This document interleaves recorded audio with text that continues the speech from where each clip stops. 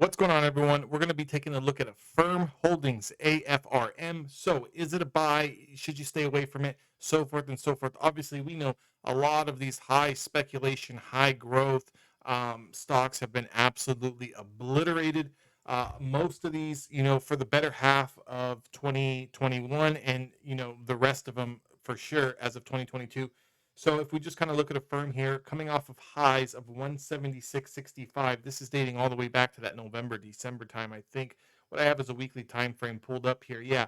So we put in those highs on the week of 11/8, okay, of 2021. That was where we topped out. We topped out that week, 176.65, have yet to see an uptick. So, realistically, once we lost the 5 and the 10-day moving average, on the weekly time frame, we've only regained it to lose it one time in the past 5 months. So, with that kind of being said, we have not ever reclaimed the 50-day moving average since we lost it. We have not reclaimed the 20-day moving average on the weekly time frame since we lost it. But let's talk a little bit for, a longer term portfolio hold. So, I know a lot of you guys want to add up on some of these companies. Um, you know, the harsh truth and reality, and I'm not speaking about a firm, I'm speaking about some of these, speculation names and some of these higher growth names in general. Some of these stocks, they unfortunately will not make it out of this. I do believe that a firm is a company, with good fundamentals behind it that will be one of the companies that does make it out of here. So what we're kind of looking at here on my end, as far as a longer term hold for a firm, right now, we do have a bottom channel sitting at around that $13-12 area. We did put in lows of 13.64. Here's what I'm thinking about doing going forward. If I can see a close over the 5 or 10-day moving average sometime within the next week or two, I will start to accumulate some shares here down at around these prices of, anywhere between 20 and 25 bucks, right? So realistically, that's kind of what I'm looking to do right now. I do want to see this bottom channel hold here. And that bottom channel I'm talking about is this linear regression here as well as these lows. I want to see us reclaim the 5-day moving average. It would be better if we reclaimed the 10-day moving average. And then, where would my stop be if, this market does continue to slide?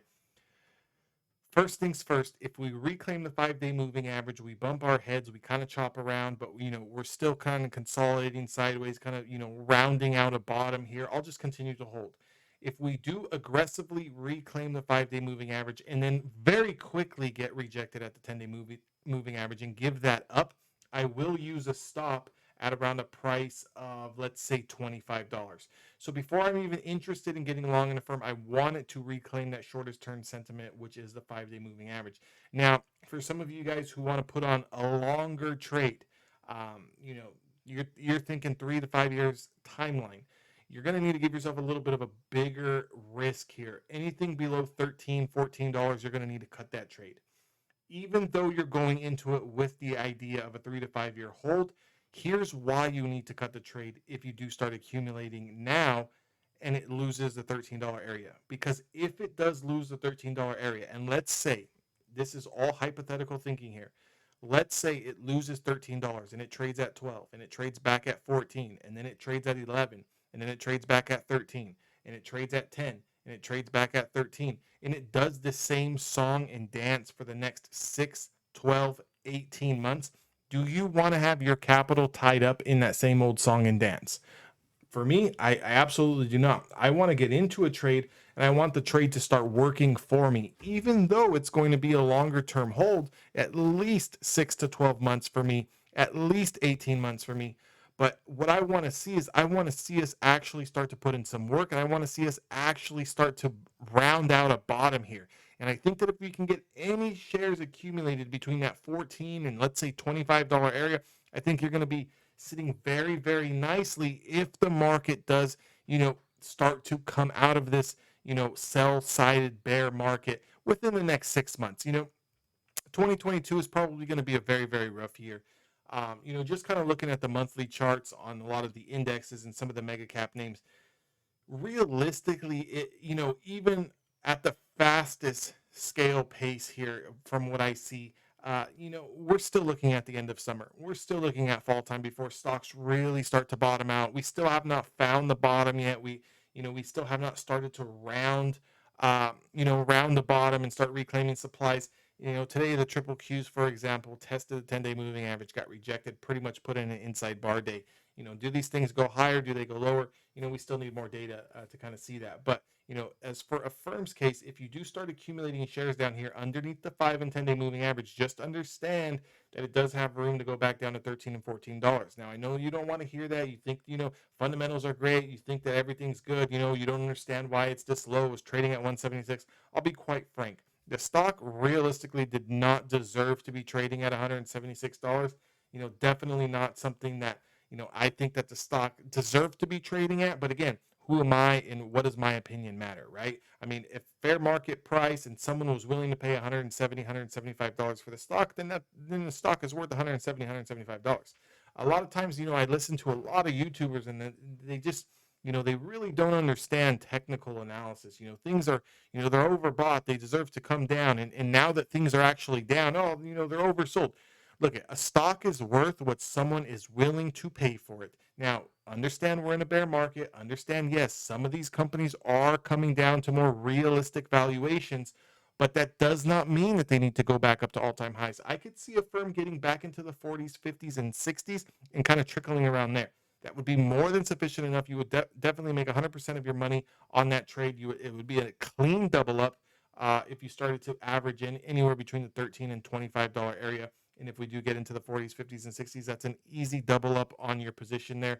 And I think it would pay very, very nicely. But again, if you think that you're going to get in at, $13, $20 or $13 to $22, and this stock is going back to 176 in 2 months, I think you've probably got another thing coming. So just kind of stay patient, kind of build into your position. But right now, and especially in 2022, is a time of year where you're going to need to really manage your positions. This is not like, okay, buy the dip, okay, buy the dip, okay, buy the dip. You come back 6 months later and the thing is just rocket shooted, into orbit. Not saying that it can't do that, but what I'm saying is if you just kind of keep buying and you set and forget, you can come back in 12 months and this position can be completely, down another 20, 30% from here. So with that being said, just make sure you're managing your position and managing your portfolio accordingly. If this thing does start to lose $13, we've got to get the hell out of Dodge. We cannot be holding a stock that is just continuously making lower lows. You have to think about it like this. If you believe in the company, love the company, this, that, and the other, of course you're going to want it to go up. But if the frickin' stock is not going to work for you, then why are we going to work for the stock? You got to think about it that way. Even though you have, I know a lot of people, and it just kind of almost irritates me because a lot of people are saying, it's so undervalued, and I'm not talking about a firm, but just stocks in general.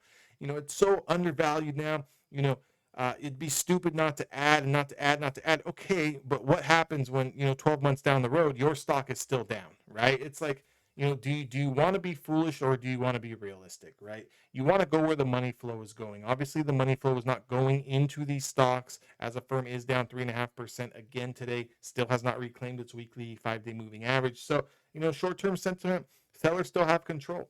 If it does decide to, continue to drift, that's okay. Take an extra week, take an extra few days. Let's let it bottom out. Let's let the stock kind of find a home, find a little nesting place. And then when it does decide to turn around, then we can start accumulating those shares. So, a lot of times it's more so of, people are extremely impatient. Everyone still remembers 2020. Everyone still remembers the big run up. Everyone remembers the bottom and then, just the absolute tear of a bull run that we went on. I don't think that this run this next time coming out of this bear market is going to be that quick. It could be a little bit more of a rounding out process that takes, a year to 2 years to kind of get back to normal. That doesn't mean go higher on some of the names. I'm not saying a firm is going to stay down here at $20 for the next 2 years, but I don't think, in 6 months from now, we're going to be looking at a firm making all-time highs, if that makes sense. With that being said, make sure to join my Discord. That link is down in the description box below. If you guys are interested in learning how to day trade, especially options, I'm a full-time options day trader. Visit evolutiontraders.com, become a lifetime member. We'll get you guys all squared away and taken care of. So that way, even if you do have a longer term portfolio, you guys can still make money on the side because volatility in these big ranges that we're having is a day trader's best friend. With that being said, guys, make sure to hit that thumbs up button, and I'll see you guys on the next one.